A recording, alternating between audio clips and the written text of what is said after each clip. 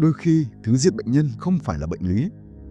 Tôi đã thấy chỉ một chữ viết nhầm trong toa thuốc cũng đủ tạo thảm họa. BMJ 2016 ước tính ở Mỹ có khoảng 250.000 người chết mỗi năm do sai sót y khoa, đứng thứ 3 trong các nguyên nhân tử vong. WHO cho biết cứ 10 bệnh nhân nhập viện thì có một người gặp biến cố bất lợi. Đây không phải câu chuyện về một bác sĩ nổi tiếng, mà về những bệnh nhân vô danh, những người trở thành nạn nhân chỉ vì sự tắc trách. Một chữ sai có thể giết một bệnh nhân. Vòng đeo tay đeo nhầm khiến mũi tiêm lạc sang cơ thể khác. Bước xác nhận tên, ngày sinh bị bỏ quên, mã vạch chưa quét, hoặc hồ sơ gõ sai trong ca trực đêm đủ làm ca trực rối loạn, bệnh nhân lãnh hậu quả. Từ lỗ hổng nhỏ ấy, bệnh nhân có thể bước vào ca mổ nhầm người, phơi bày chuỗi đổ vỡ liên hoàn của hệ thống. Sai sót thuốc là kịch bản quen thuộc đến đáng sợ trong bệnh viện hiện đại. Và tôi từng nghe nhiều bác sĩ thừa nhận họ cũng ám ảnh với nguy cơ ấy. Cơ quan Quản lý Dược phẩm và Thực phẩm Hoa Kỳ mỗi năm nhận được báo cáo về hàng nghìn ca tử vong và tổn hại nghiêm trọng liên quan tới nhầm thuốc, nhầm liều hoặc nhầm liều dùng. Nguyên nhân con người, trực kéo dài, mệt mỏi, áp lực thời gian, chữ viết tay khó đọc, giao ca vội vã. Nguyên nhân hệ thống, quy trình xác nhận thiếu bước, hồ sơ giấy xen kẽ điện tử, phần mềm không đồng bộ giữa các khoa, thiếu cảnh báo tương tác thuốc. Tôi nghĩ một gõ nhầm trong văn phòng chỉ mất file, trong bệnh viện nó đánh đổi cả sinh mạng. Mỗi sai số không chỉ là con số, đó là người nhà đứng ngoài phòng cấp cứu chờ một lời giải thích mà lẽ ra không cần tồn tại. Cảnh giác thuốc là quyền và nghĩa vụ của bệnh nhân, và lỗi thuốc chỉ là một lát cắt của cả một bức tranh. Chỉ định cắt thận trái nhưng dao lại rạch nhầm bên phải.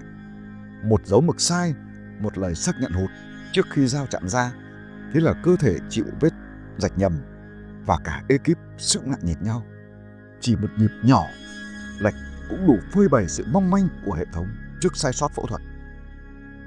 Sai sót phẫu thuật không chỉ là đường rạch nhầm lẫn, nó còn là quên dụng cụ trong ổ bụng, đặt ống thông sai chỗ hoặc kiểm tra an toàn trước mổ bị rút ngắn vì áp lực giờ mổ. Tôi từng theo dõi báo cáo về nhiễm khuẩn bệnh viện. Chỉ vì rửa tay không đúng, ống thông đặt lâu, kháng sinh dự phòng dùng sai hoặc bề mặt không được vệ sinh đủ. Con người có giới hạn, ca trực 12/24 giờ làm suy giảm chú ý. Nhóm mới vào nghề dễ bị quá tải nhận thức, nhóm nhiều kinh nghiệm đôi khi ỷ lại trí nhớ. Nếu thiếu bản kiểm độc lập, thiếu xác nhận chéo, các lỗ hổng nhỏ hợp nhất thành tai nạn lớn theo đúng mô hình phô mai Thụy Sĩ trong an toàn.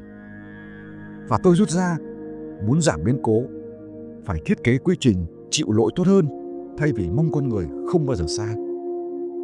Và đó là lý do an toàn người bệnh trở thành bắt buộc. Sai do cá nhân hay sai do hệ thống quản trị? Có người đòi trừng phạt bác sĩ và y tá vì thiếu trách nhiệm, nhưng OECD 2017 ước tính 15% chi phí bệnh viện tiêu hao cho sai sót, báo hiệu lỗi nằm trong kết cấu, phân công và giám sát. Tôi tự hỏi, nên truy người hay sửa máy, đâu mới cứu được nhiều sinh mạng hơn? Trừng phạt cá nhân có thể hữu ích khi có hành vi cẩu thả rõ ràng, nhưng nó dễ khiến nhân viên sợ báo lỗi, làm nghèo dữ liệu học tập. Văn hóa không đổ lỗi, khuyến khích báo cáo tự nguyện, phân tích hệ thống, sửa quy trình và tăng minh bạch, từ đó ngăn lỗi lặp lại. Tôi từng tham dự một buổi tập huấn về văn hóa công bằng, nơi người ta phân biệt rõ giữa lỗi chân thật, hành vi nguy cơ và vi phạm cố ý. Khi minh bạch tăng lên, kiện tụng thường giảm vì bệnh nhân được lắng nghe và sửa sai được thực hiện kịp thời. Khi bài học được chia sẻ thay vì bị chôn vùi, bệnh nhân hưởng lợi trực tiếp, có quy trình an toàn hơn, đồng thời giảm kiện tụng tốn kém cho bệnh viện. Chọn học từ lỗi hay trừng phạt lỗi là lựa chọn đạo đức, và câu trả lời nằm trong các giải pháp của tập kế tiếp. Sai sót y khoa là kẻ giết người vô hình. Con dao mổ sai bên và đơn thuốc viết nhầm đều đủ cướp mạng. Nếu nhập viện, tôi có thể tin mọi bước đều đúng, hay chỉ hy vọng mọi người không mệt mỏi. BMJ 2016, WHO, CDC và FDA cùng vẽ một bức tranh. Lỗi không hề hiếm, nên phải phòng